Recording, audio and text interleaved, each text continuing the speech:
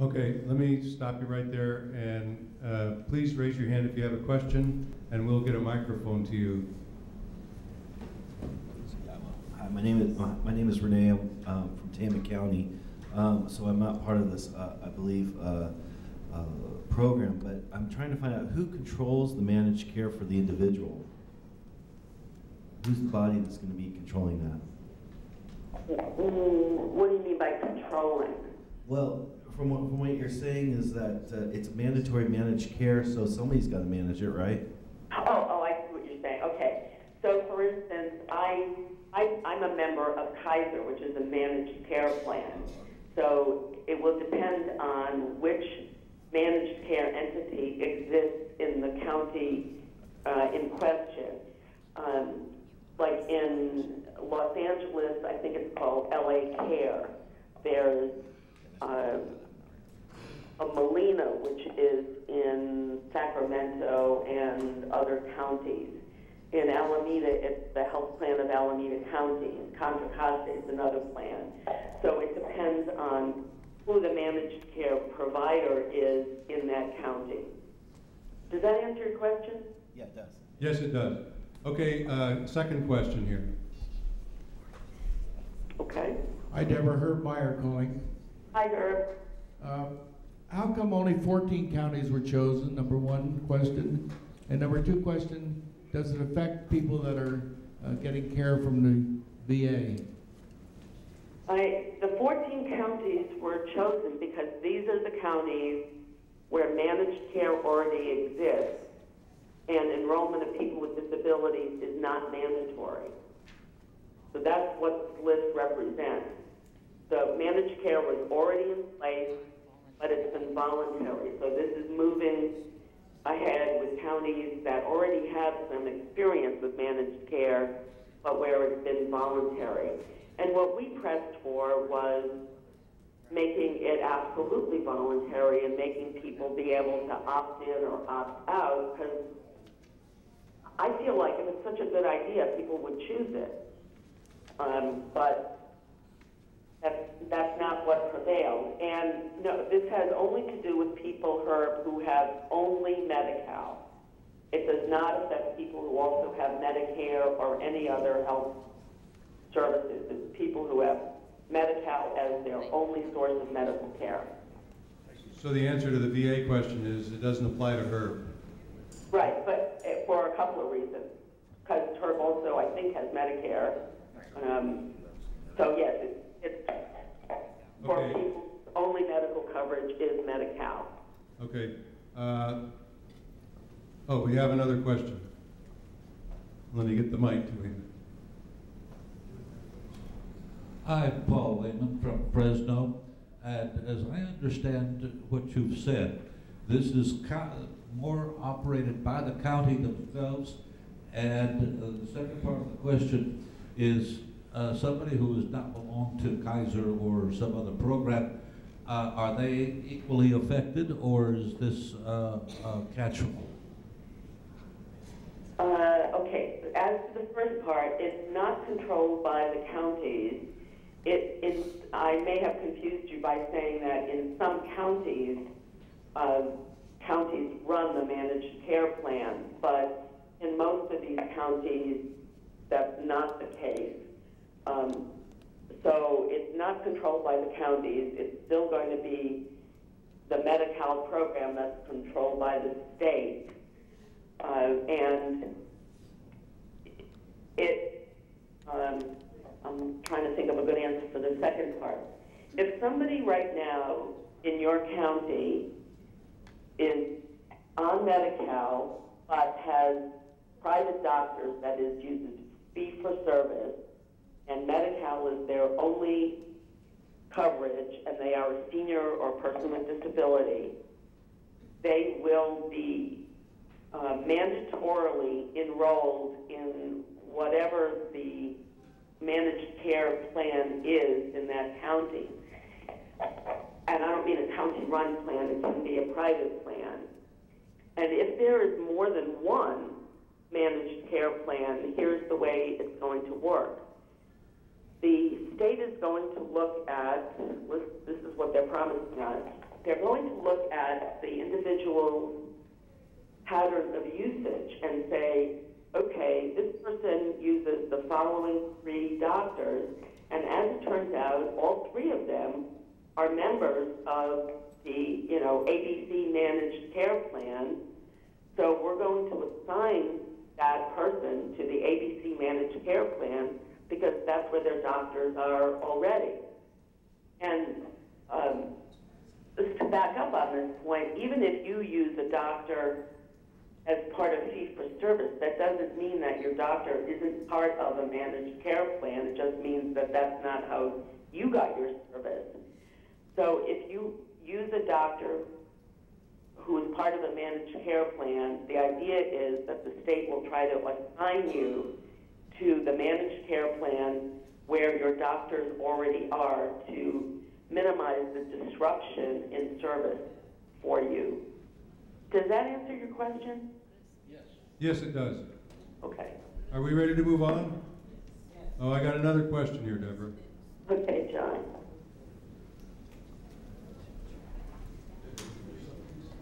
My name's Charlie Mead, Humboldt County. When you're under the managed care program, if you need specialized equipment, what's the time limit? Is there any things that's going to stop? I mean, I've been under programs before when I worked for the government, and your insurance company didn't cover things. Or they took all the time. This is still Medi-Cal, so it's whatever Medi-Cal provides for, the plan has to provide. They don't get to set more stringent requirements than Medi-Cal does itself.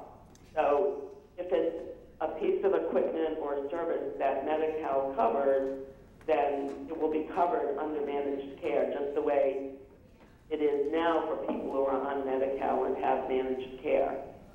They don't get to make more restrictions than Medi-Cal. Does that answer your question? Well, no, not. Okay, hold on. Under the Medi-Cal program, everything takes so long to get. Does this speed it up or slow it down? It's not. Well, it's a good question, and you'd have to kind of talk to people who, use managed care and see what their experience is. My personal prediction is that this is really going to be helpful for some people. That they won't have to be, shopping around for doctors, and I think it's going to depend a lot on the quality of the managed care plan and their experience dealing with people with disabilities. There are plans like CalOptima in Orange County and Inland Empire Health Plan who have substantial enrollments of people with disabilities and are really used to providing services and equipment. Now, not coincidentally, there have been lawsuits in the past to force plans to do that. So I think it's going to vary with the managed care provider just the way it does now for anybody who has health care anywhere, that some of them will do a better job than others. And what is worrisome to a lot of people, including me, is that for the plans who are not used to dealing with the needs of people with disabilities, it's going to be a rough road for a while. That doesn't mean it's going to be worse than dealing with Medi-Cal fee-for-service, but it's going to take them a while. Just because they have been used to serving the Healthy Families program doesn't mean they know about the needs of people with disabilities. On the other hand, to be fair, there are a lot of people with disabilities who don't need anything different than any other part of the population. So I think some plans will do better than others, and for some people it will be a real improvement, and for some people they're going to be unhappy about it. And whether or not it's safe to save money is really an open question. Did I answer your question before I go off on my tangent? Well, I have the same question you have about saving money. Yeah. Okay, I think we're done with that one. Anybody else? Okay, let's move on, Deborah. Okay, thanks, John. Another part of Waiver has to do with integrating long-term care services in what will start out to be 4 pilot projects. And this is where IHSS will most likely definitely be affected.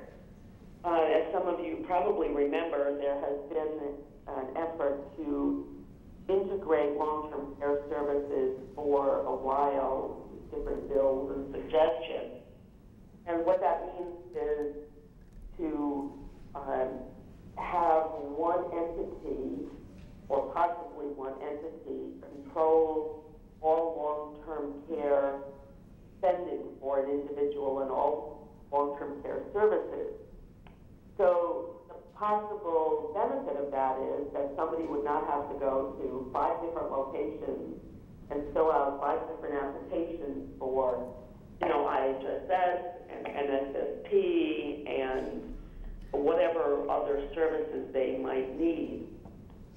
And we have fought this in the past because of concerns that IHSS would get compromised or gobbled up in some way if the IHSS program or money would be thrown in the pot with other long-term care services, and that's still a concern. But we have some time here. It's not on the kind of timeline that the mandatory managed care is. There's going to be some stakeholder process, and the 2 counties that we know are interested are San Mateo and Orange County. That is the health plan of San Mateo and Cal Optima. And even between them, they don't have exactly the same intention. But the overall concept is that they would be responsible for somebody's long-term care services, whether it's personal assistance services or nursing home or hospitalization or any other kinds of services.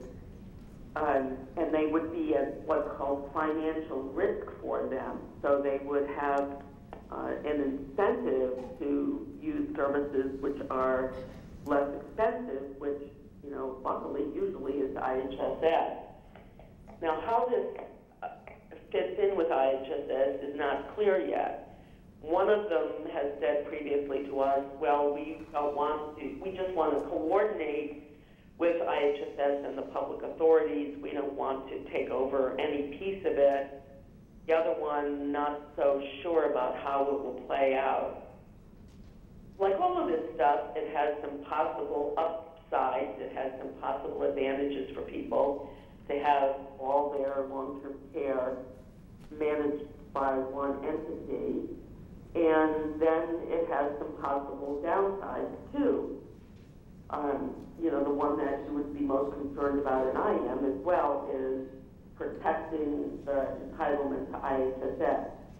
Now, these pilots would be for people who are what's called dually eligible, who have Medi-Cal and Medicare. Federal law prohibits a state from forcing somebody who has Medicare from getting their care through a managed care provider.